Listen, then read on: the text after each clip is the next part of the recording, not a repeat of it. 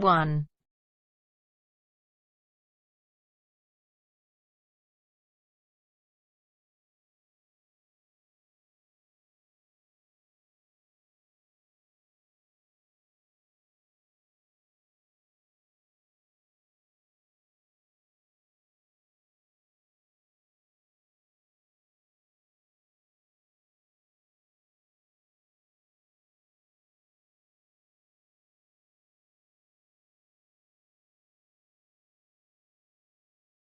Phone services.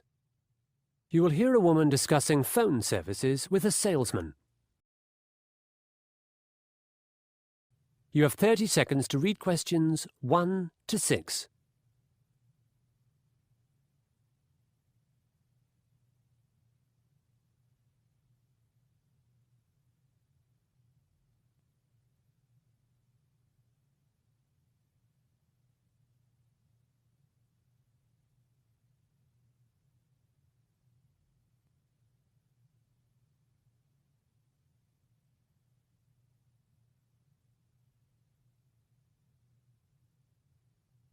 Good morning. May I help you, ma'am? I'm reading one of your brochures on wireless services since I'd like to get the internet at home. I wonder if you could tell me about some different deals. Certainly. First of all, do you have any packages that are wireless and mobile phone combined? I'm afraid we don't. That's a pity. You may like to know that from next week we're starting a deal whereby anyone who signs a phone contract for 18 months gets a brand new smartphone. That way, the internet is with you all the time on your phone and not just at home on your computer. How does that sound?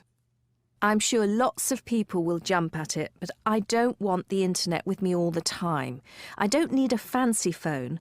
I need to be contactable for work. I'm a postgrad student, and I support myself with relief teaching. I need to send a few texts and make a couple of calls a day, but that's all. A basic phone and prepaid monthly vouchers suit me. As you please. Also, my friend bought a smartphone recently, dropped it and shattered the glass screen. To get the screen replaced, she's going to spend $300. Well, $300 is almost my annual phone budget. Yes, you do have to be careful with smartphones. However, for just a few dollars a week, we also offer insurance against damage or theft. That might be worth considering. Thank you for the offer, but I'm sticking to my cheap phone that I've dropped a dozen times but still keeps working.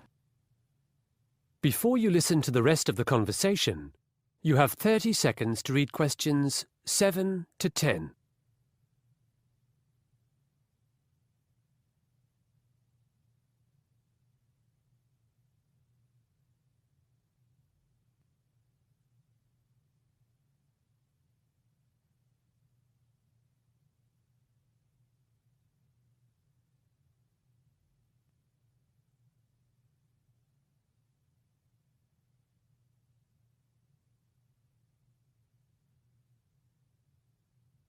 Let's get back to wireless services at home.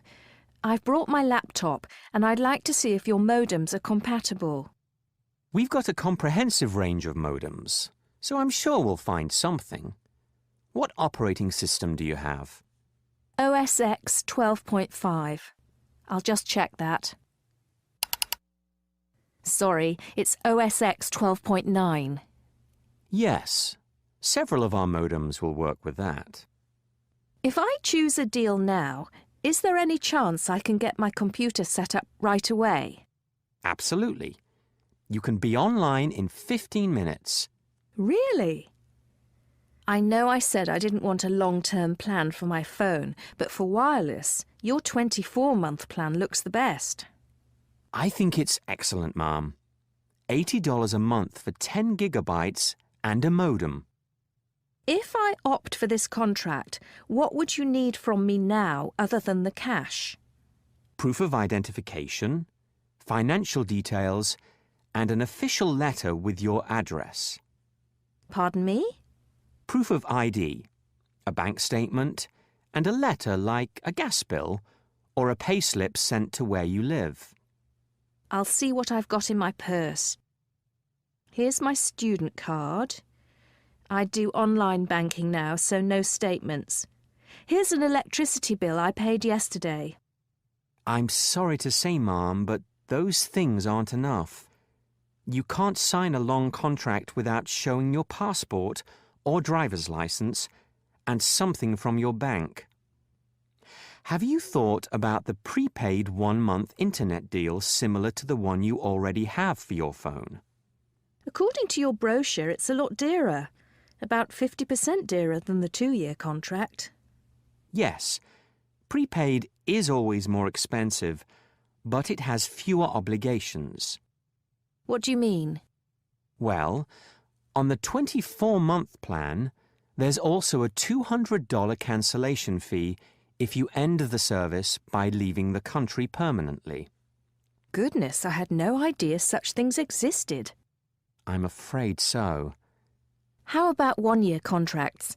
I couldn't see any 1-year contracts advertised. Do you have them? They've just been discontinued. There wasn't enough demand, but a 6-month prepaid is possible. Do I need lots of ID for that? No. What about the modem? Is it still included? With prepaid, customers supply their own modems.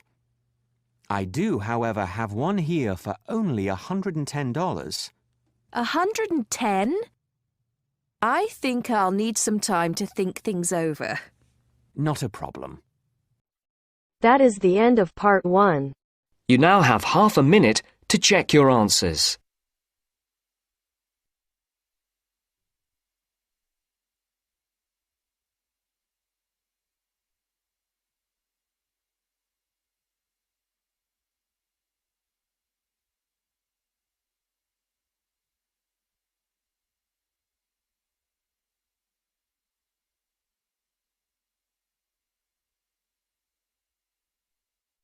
Now turns to part 2. Part 2.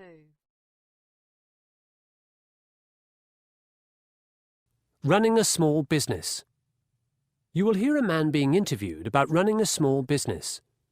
Before you listen, you have 30 seconds to read questions 11 to 15.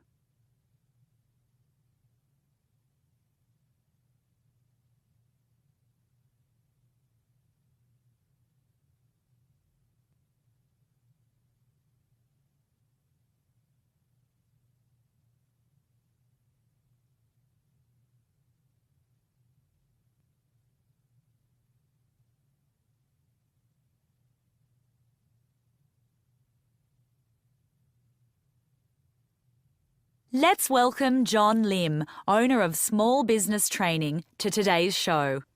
Nice to join you. First of all, I've heard you've got triplets, John, as well as a growing business. That's right, 2 boys and a girl. They're 6 years old. I tell people running a business is like looking after children. Apart from being flexible and expecting the unexpected, you need clear priorities and excellent time management. In a way, I owe my business success to my children. Like so many young families who struggle with the high cost of living, we couldn't afford to stay in the city any longer, so we moved to Casterbridge, which, at the time, met all our requirements. It was really flourishing, particularly because its cleaner industries like light engineering and servicing were replacing agriculture and mining. So it seemed a desirable place for people to set up small businesses. What's it like now? Unfortunately, the last 3 years have been pretty tough due to the downturn in the economy. 1/3 of the new companies in Casterbridge have gone bust. Still, the national figure for the failure of small businesses within 2 years of establishment is around 40%. So maybe 1/3 isn't too bad. 40%? Why so high? Let's consider success for a moment. To be successful in a small business, you need to know your customers. Who's going to want your product? You need to lower expenses, not by putting off staff, but rather by cutting out unnecessary luxuries. And most importantly, you need to tailor your product to a niche market. In the case of my company, I had a good product, training. Initially, we provided basic accounting training for non-accountants. Later, we provided business management skills seminars. For a company to stay alive, it needs a good product, followed by another good product. You diversified, right? Yes, I did. After providing overall management skills techniques, I moved into the more specialised area of time management. I gave workshops on how to manage time to businesses in Casterbridge and surrounding areas. You see, even if a company has capital, the money to get it up and running, many business people don't manage their time well or plan well. Time management is easy if you stick to the rules, which are schedule large and small tasks, keep to your time limits, keep focused, learn to delegate, set goals and learn to rest. That 40% failure rate I mentioned earlier is mostly the result of poor planning. I see. To be successful, you've got to operate on two levels. First, you need a 5-year plan, where your business is headed and what its core activities are. And second, you need a day-by-day plan, a list of daily tasks in order of importance. Before you listen to the rest of the interview, you have 30 seconds to read questions 16 to 20.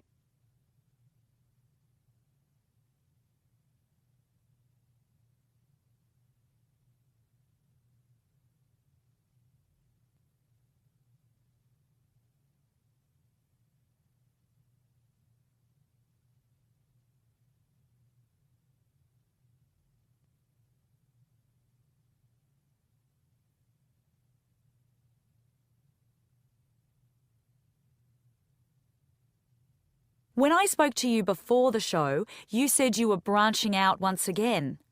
That's right. I've recently sold the management and training parts of my business, and now I'm into research and counselling. In fact, I've just completed a major survey on working from home for the government. Working from home is my dream. Really? Wait till you hear the statistics. 6 out of 10 respondents to our survey said their efficiency was lower at home than in an office. 5 out of 10 people we surveyed worked many more hours each week than they would in a conventional office.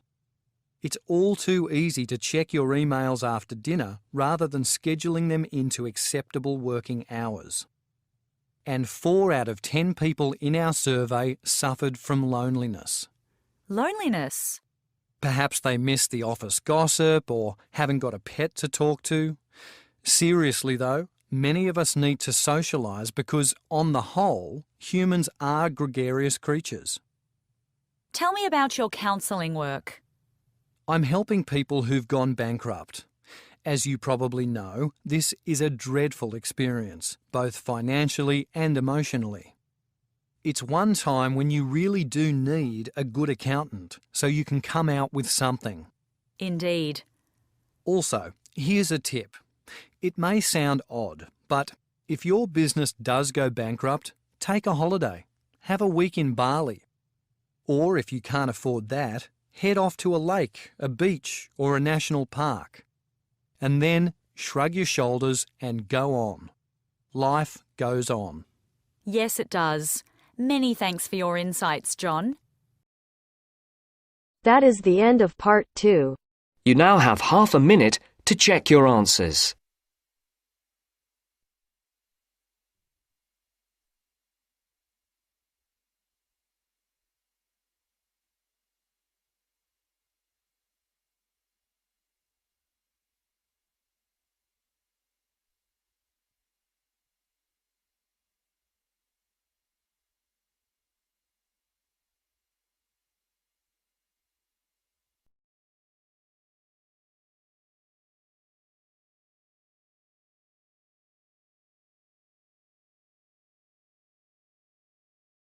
Now turns to part 3.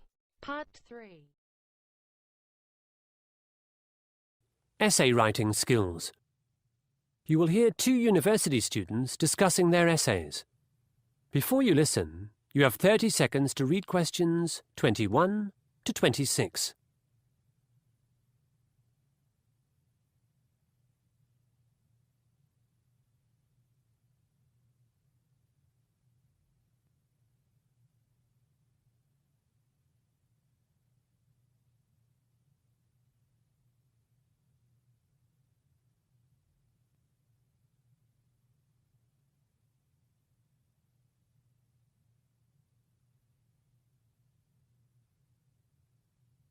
How's it going, Sue? Pretty well, except that I'm almost asleep on my feet. I was up until 2 a.m. finishing my essay. Me too. However, I've still only written 1,800 words, and we're meant to hand in 2,500. I've no idea where I'm going to get another 700 from. Oh dear, I've got the opposite problem. My essay's nearly 4,000 words long, so I'll need to be quite brutal with editing. However did you manage that?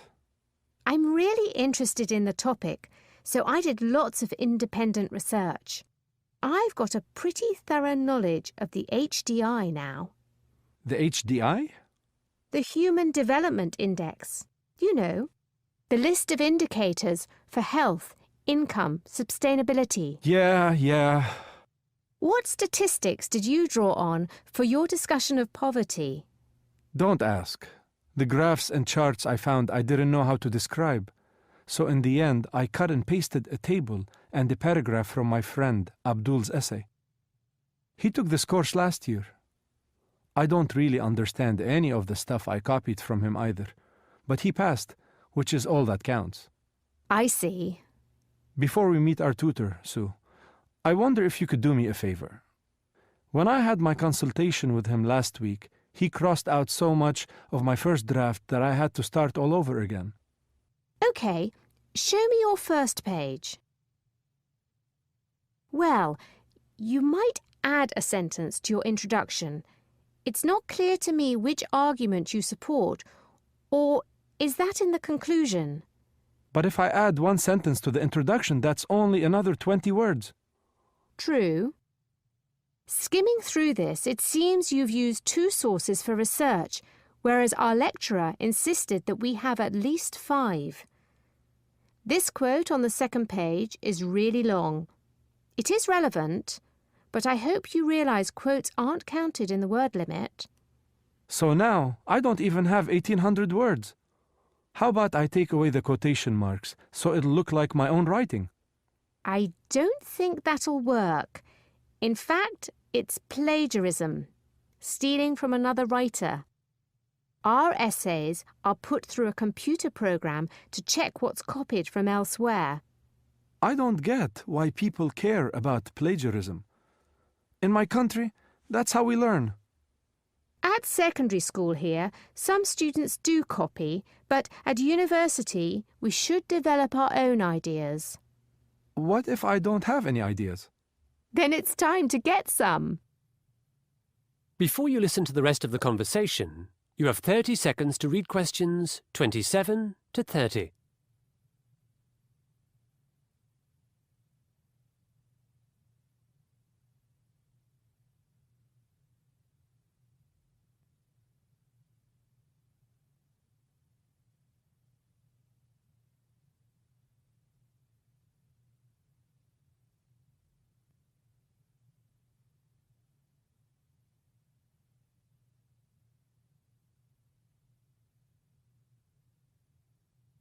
What shall I do about this long quote, Sue? You can paraphrase or summarise it. You'll need a reference as well. A reference? An in-text citation, like the Harvard system. You need to acknowledge where the information came from. Whoa! We were given a worksheet on the Harvard system in the first tutorial. Have a look at my essay now to see what you need to do. Are these names and dates in brackets a reference? Yes, they refer to the bibliography on my last page. That reminds me, you don't seem to have attached your bibliography. Do you have it floating around in your bag? Yes, here it is. Have a look. Is this your bibliography or Abdul's? What do you mean? Well, I'd say it was Abdul's, because there are 7 sources, and none of them is either on our reading list or referred to in your essay. Our tutor wasn't born yesterday. I can sort the bibliography out later. That's the least of my worries. We still haven't solved how I'm going to write another 700 words in fewer than 24 hours. You'll need to do some more research today. I found Newcomb really helpful, and also Sword. Why don't you read them? I would if I had time, but I'm working tonight. In fact, I start at 2 o'clock and go through till 9:30. Read the articles at work then. They're not very long. I found both of them offered convincing arguments for redefining poverty, and their alternative indicators for failed states are also interesting. But I'm running out of time, and I can't walk around the menswear department reading scraps of paper. Look, let me make a suggestion. Why don't you write the extra paragraphs, Sue? I bet you'd be able to do them in about a half an hour. You could email them to me tonight. I'll check my email the minute I get home. In return, I'll give you a gift voucher from my department store. Nice try. Firstly, I've got to work tonight as well. Remember I told you about editing my essay? Secondly, the tutor will spot my writing style. And lastly, believe it or not, I'm that rare breed of female who doesn't like shopping.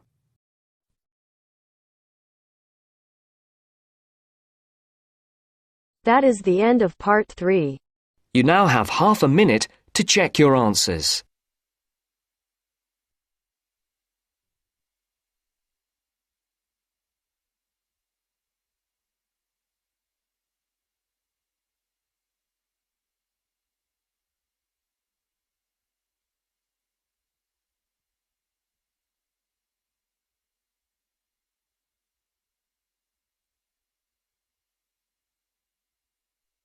Now turns to part 4. Part 4. Desalination. You will hear a lecture on desalination. Before you listen, you have 45 seconds to read questions 31 to 40.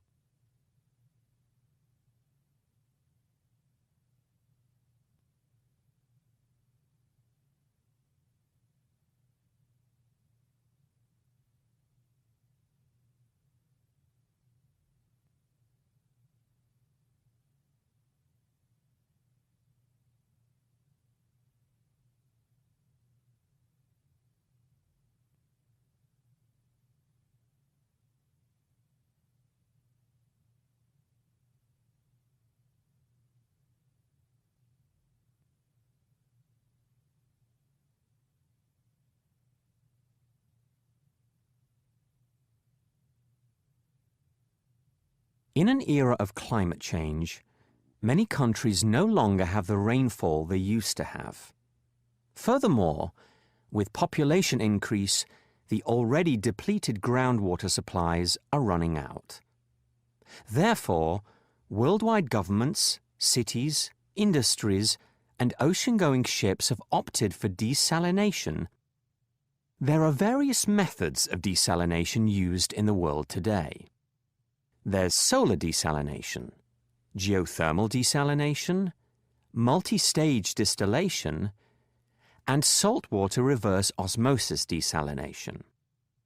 In this lecture, I shall describe saltwater reverse osmosis desalination, with particular reference to the supply of fresh drinking water. I shall also outline its drawbacks. Desalination is the process of removing salt and other minerals from water molecules, making it potable or ready for drinking. In reverse osmosis desalination, seawater is purified by being forced at very high pressure through a membrane, a kind of skin. The solid waste and bilge are separated out, and the water sent on to the consumer. There are 7 stages to the process. Follow me on the diagram while I explain. In the top left-hand corner, you can see the word intake, which means filling a pipe in the ocean. This water goes to the pumping station. Here come two objections to desalination. There are lots of pipes causing leakage or evaporation, so we lose the very water we're trying to catch. Secondly, pumping requires energy, massive amounts of energy, which produces greenhouse gases. Back to the diagram. At the pumping station, the water is screened. Sand, shells, and rubbish are removed. Next, the water is forced into a revolving cylinder. Inside this cylinder, there's mesh and a sandwich of membranes through which the impurities are spun out. The concentrate, brackish, salty waste, is pumped back into the sea. That's number 34 on your diagram. After desalination, fluoride is added. Then, the water goes into a huge clear water storage tank before entering the city's existent water network. Desalination produces fresh water, but at what cost? The organization Food and Water Watch found desalinated water to be the most expensive form of fresh water available, costing 5 times as much to harvest as other sources. The price tag on one plant in Sydney was more than 2 billion Australian dollars. Another objection is that cheaper alternatives exist. Take recycling. Currently in Sydney, about 2% of the total amount of water used is recycled. However, if rainwater were captured in tanks on the roofs of buildings, then it'd be easy to recycle up to 20% a year, roughly the amount of fresh water a desalination plant produces in the same time. Recently, there's been a campaign to educate Australians about water use. There've also been restrictions in place, like when you can water your garden or fill your swimming pool. With just these two things, education and restriction, Sydney residents use 10% less water in the past 5 years than in the 5 preceding. As I've said, desalination plants require excessive energy, but there's another problem. They flood the ocean with waste. In Sydney, up to 1.5 billion litres of concentrate go into the Pacific Ocean daily. And perhaps even more alarmingly, there's a problem at the intake end too.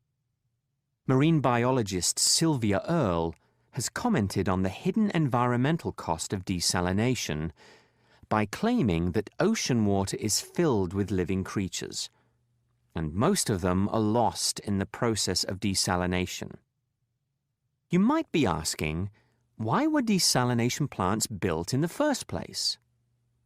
Probably because water could be even scarcer in the future. And it's easier to build big projects than to persuade millions of homeowners to recycle. That is the end of part 4. You now have half a minute to check your answers.